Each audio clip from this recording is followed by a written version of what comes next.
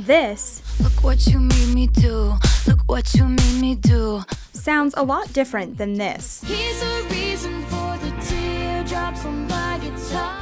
Taylor Swift's transition from country starlet to pop superstar has raised questions about how fans will respond to her latest album, Reputation. Although all the old Taylors are dead, they're still informing the art Swift is creating today. Here's how Taylor Swift's sound has evolved over the past decade.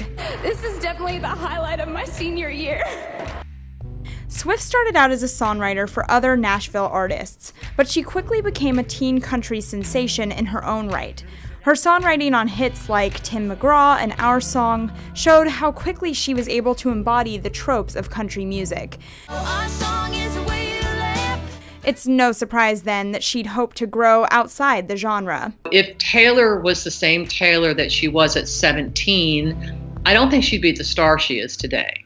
As Taylor told the Grammys, I had a lot of people who would say, oh, she's an 18-year-old girl, there's no way that she actually carried her weight in those writing sessions. You know, there was no way I could prove them wrong other than to write my entire next record solo. So that's what I did. with the release of her second album, Fearless, Swift was already beginning to show fans that she could push her country sound a little closer to pop. She also started releasing pop versions of tracks like You Belong With Me, which could mean she was testing the waters to see how her pop sound would be received.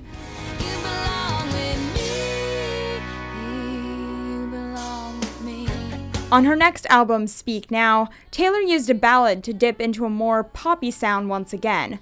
And I go back to December all the time. Back to December, the Taylor Lautner Heartbreak track moved much closer to contemporary pop with its sweeping orchestrations and swelling string sections.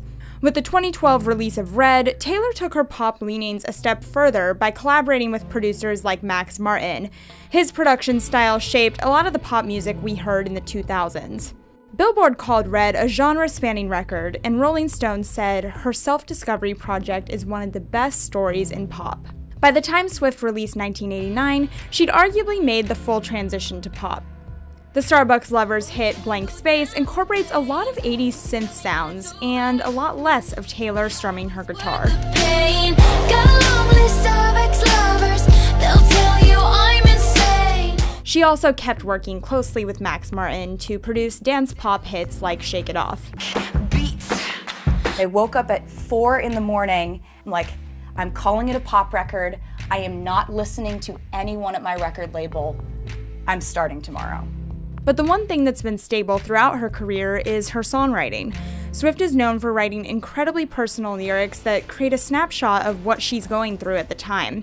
Which brings us to her latest album, Reputation. You have to take your cues from somewhere if you're going to continue to evolve. I need to really think about whether I'm listening to a record label and what that's doing to the art I'm making. Her songwriting and authenticity seems to be what fans cling to, and that's part of why fans are willing to join Taylor in her musical journey regardless of genre. She does a great job of that, bringing her fans into her life and making them a part of her life, and that's what's very charming to them, and they feel like they do have a real relationship with her. Still, some are hungry for more mature tones in Taylor's songwriting.